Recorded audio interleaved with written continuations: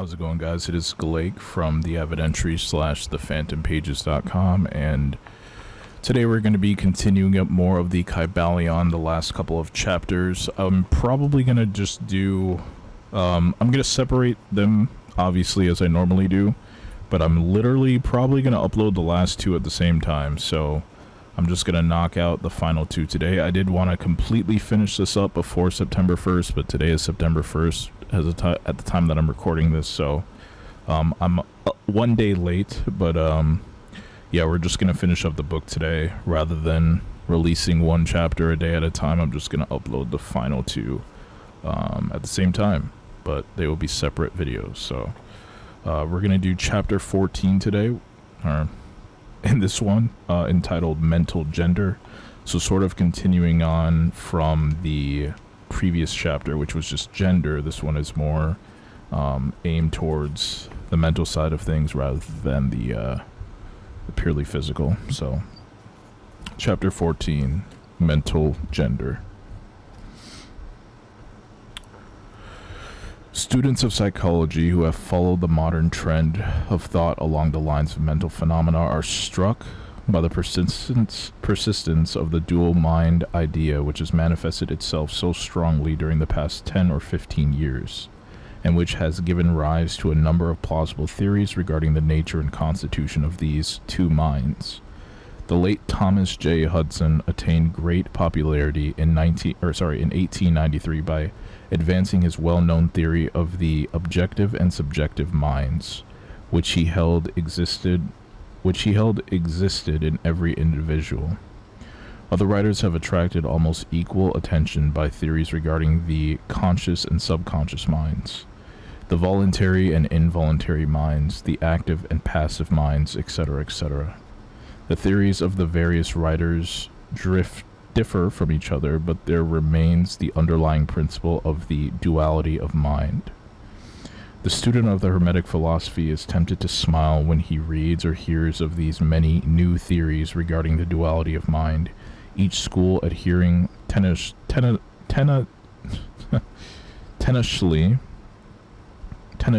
I think it's how it's pronounced, to its own pet theories, and each claiming to have discovered the truth. The student turns back the pages of occult history, and away back in the dim beginnings of occult teachings, he finds reference to the ancient Hermetic doctrine of the principle of gender on the mental plane, the manifestation of mental gender.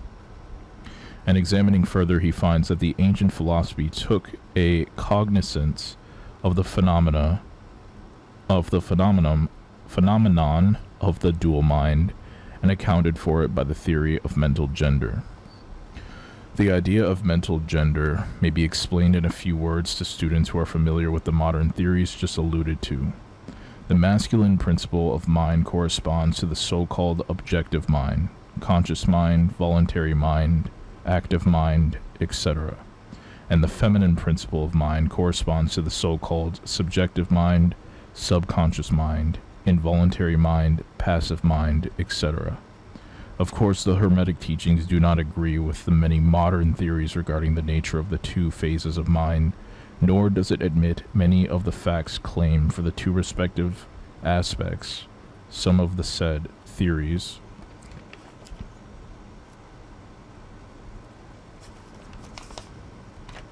I feel like I'm missing a page here.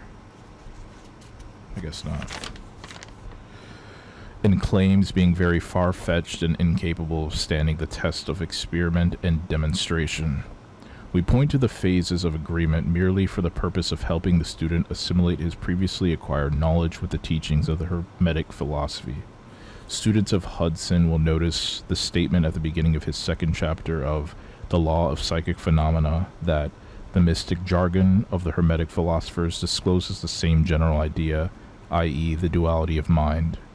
If Dr. Hudson had taken the time and trouble to decipher a little of the mystic jargon of the Hermetic philosophy, he might have received much light upon the subject of the dual mind, but then, perhaps, his most interesting work might not have been written. Let us now consider the Hermetic teachings regarding mental gender. The Hermetic teachers impart their instruction regarding this subject by bidding their students examine the report of their consciousness regarding their self. The students are bidden to turn their attention inward upon the self dwelling within each. Each student is led to see that his consciousness gives him first a report of the existence of his self. The report is I am. This at first seems to be the final words from the consciousness, but a little further examination discloses the fact that this I am may be separated or split into two distinct parts or aspects, which while working in unison and in conjunction, yet nevertheless may be separated in consciousness. While at first there seems to be only an I existing, a more careful and closer examination reveals the fact that there exists an I and a me. These mental twins differ in their characteristics and nature, and an examination of their nature and the phenomena arising from the same will throw much light upon many of the problems of mental influence. Let us begin with a consideration of the me, which is usually mistaken for the I by the student until he presses the inquiry a little further back into the recesses of consciousness. A man thinks of his self in its aspect of me as being composed of certain feelings, tastes, likes, dislikes, habits, peculiar ties, characteristics, etc., all of which go to make up his personality or the self known to himself and others.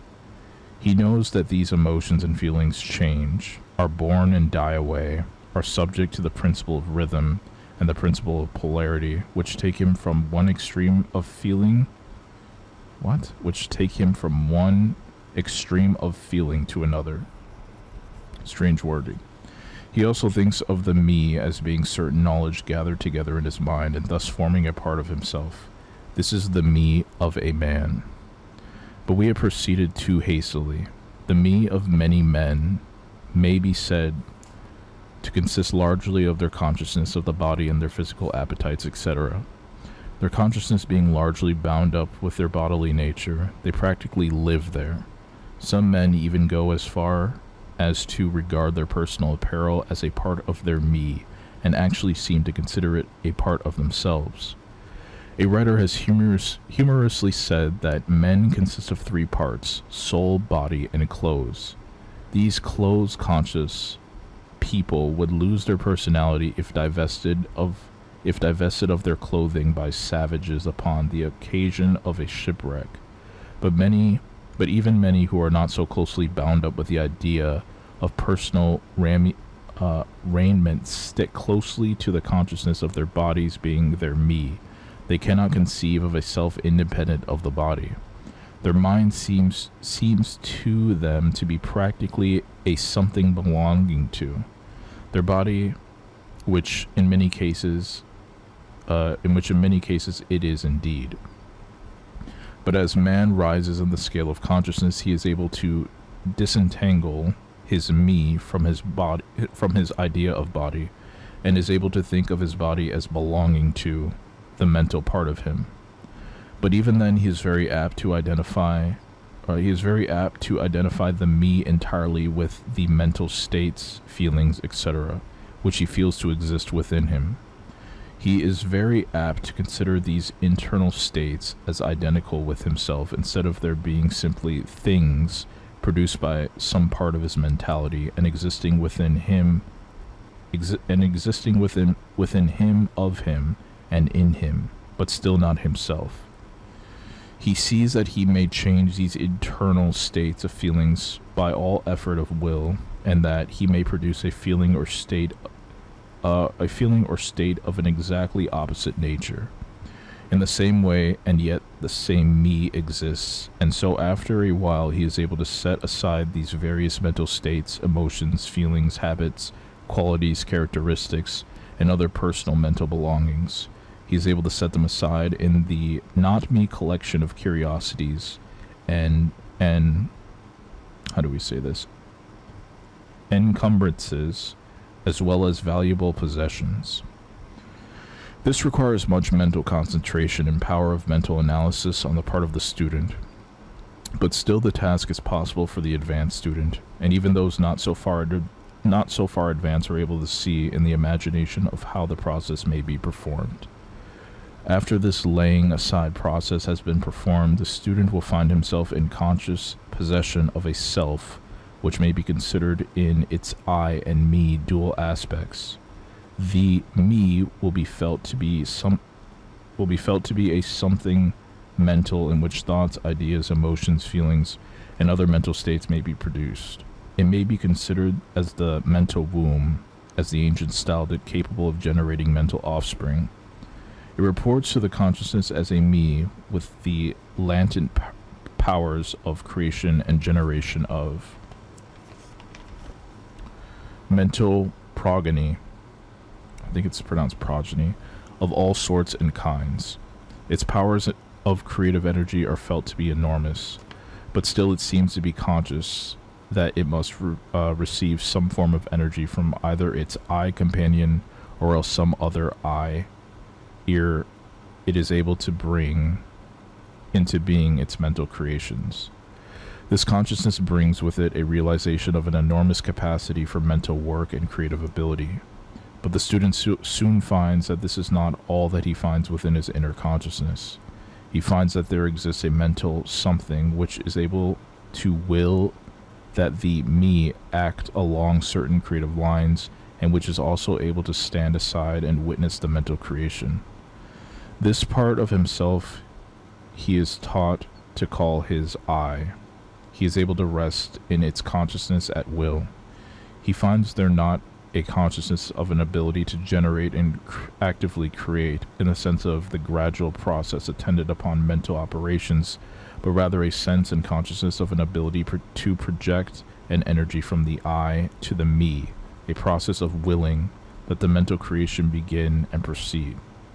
He also finds that the I is able to stand aside and witness the operations of the me's mental creation and generation. This is the dual aspect in the mind of every person. The I represents the masculine principle of mental gender, the me represents the female principle. The I represents the aspect of being, the me, the aspect of becoming. You will notice that the principle of correspondence operates on this plane just as it does upon the great plane upon which the creation of the universe is performed. The two are similar in kind, although vastly different in degree. As above, so below, as below, so above.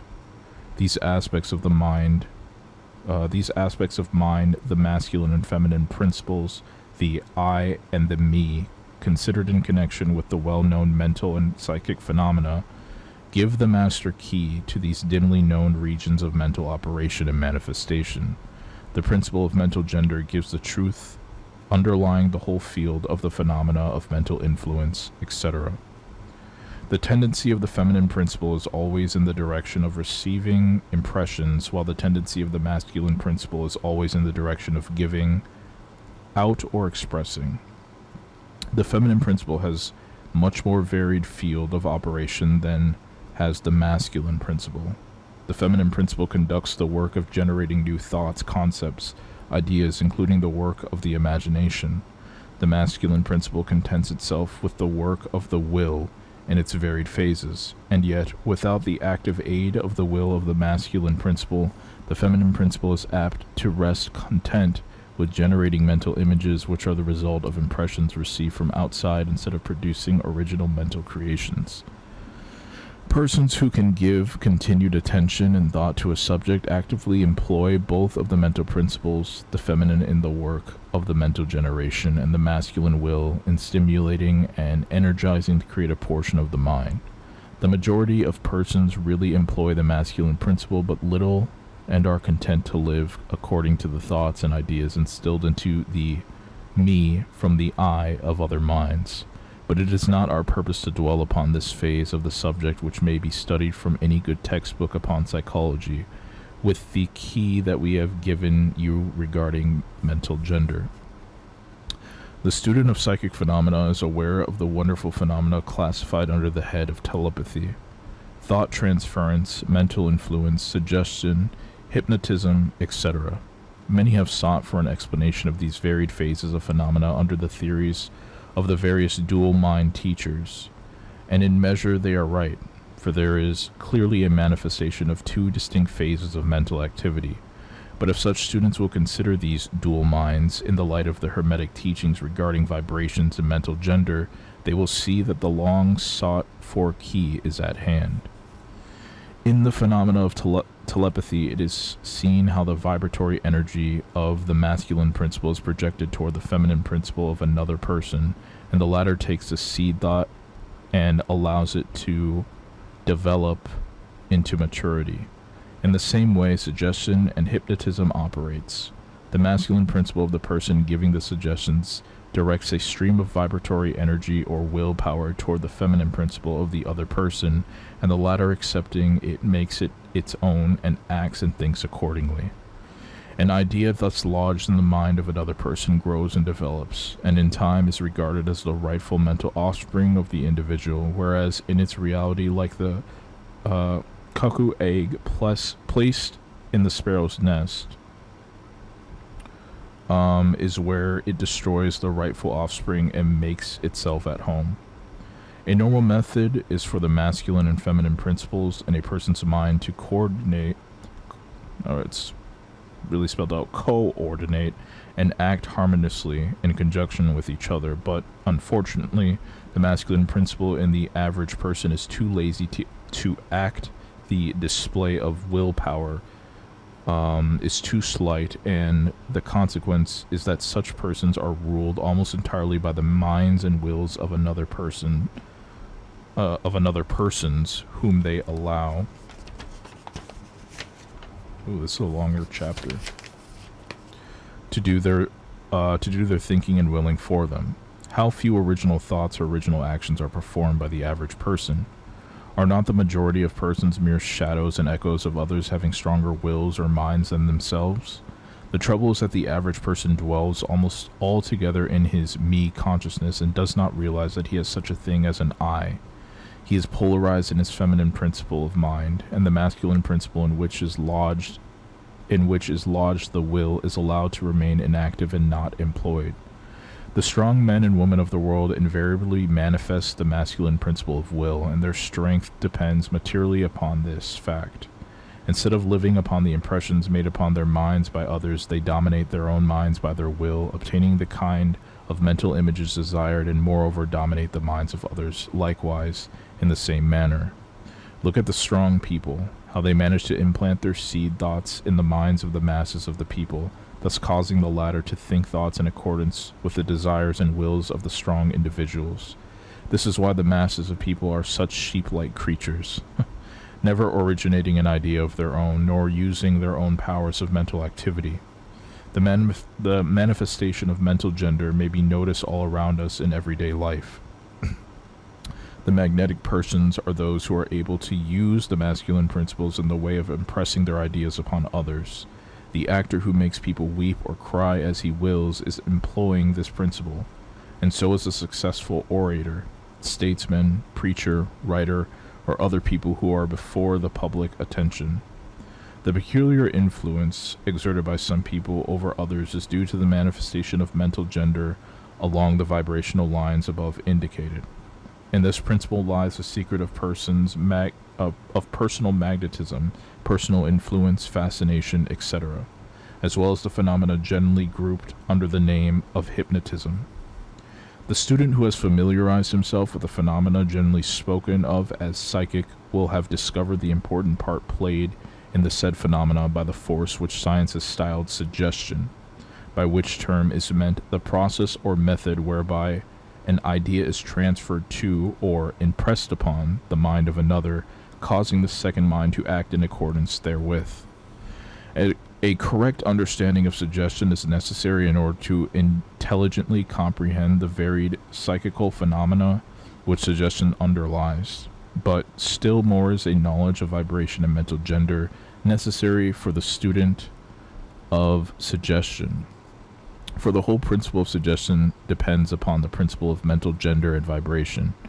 It is customary for the writers and teachers of suggestion to explain that it is the objective or voluntary mind which make the mental impression or suggestion upon the subjective or involuntary mind. But they do not describe the process or give us any analogy in nature whereby we may more readily comprehend the idea. But if you will think of the matter in the light of the Hermetic teachings, you will be able to see that the energizing of the feminine principle by the vibratory energy of the masculine principle is in accordance to the universal laws of nature, and that the natural world affords countless analogies whereby the principle may be understood. In fact, the Hermetic teachings show that the very creation of the universe follows the same law, and that in all creative manifestations upon the planes of the spiritual, the mental, and the physical, there is always in operation this principle of gender, this manifestation of the masculine and feminine principles. As above, so below, as below, so above. And more than this, when the principle of mental gender is once grasped and understood, the varied phenomena of psychology at once becomes capable of intelligent classification and study, instead of being very much in the dark. The principle works out in practice because it is based upon the immutable universal laws of life. We shall not enter an extended discussion of or description of the very phenomena of mental influence or psychic activity. There are many books, many of them quite good, which have been written and published on this subject of late years. The main facts stated in these various books are correct, although the several writers have attempted to explain the phenomena by various pet theories of their own. The student may acquaint himself with these matters, and by using the theory of mental gender, he will be able to bring order out of the chaos of conflicting theory and teachings, and may, moreover, readily make himself a master of the subject if he be so inclined. The purpose of this work is to not give an extended account of psychic phenomena, but rather to give the student a master key whereby he may unlock the many doors leading into the parts of the temple of knowledge which he may wish to explore.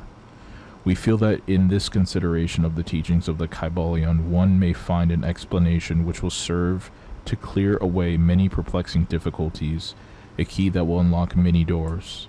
What is the use of going into detail regarding all of the many features of the psychic phenomena and mental science provided we place in the hands of the student the means whereby he may acquaint himself fully regarding any phase of the subject which may invest him. With the aid of the Kybalion, one may go through any occult library anew, the old light from Egypt illuminating many dark pages and obscure objects. That is the purpose of this book.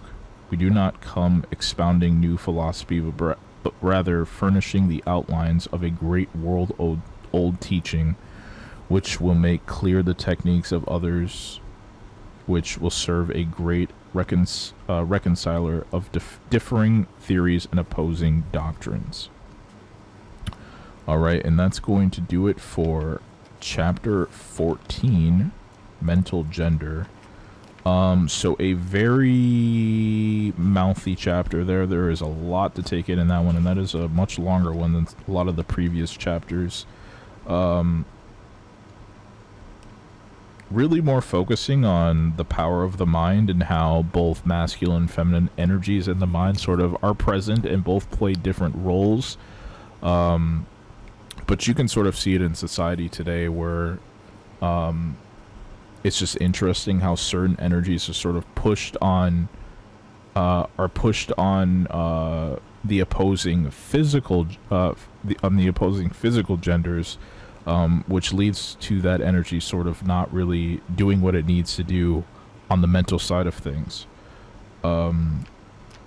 So this is a pretty good dig at all of that. Definitely another chapter. I feel like last chapter was worth going back and rereading again also, but since this one sort of ties into that one, I think definitely these are some of the two most important chapters in the book. I would definitely go back and reread or rewatch, whatever you want to do. But anyway, that's going to do it for this one. I'm going to continue shortly after with chapter 15, the final chapter of the book. And I will have that up at the same time as this one goes up. So thank you for watching the video. Stay tuned for the final chapter. And it should be available to watch right after this. So thank you for watching. Thank you for your energy. And I'll see you guys in the next reading. Take care.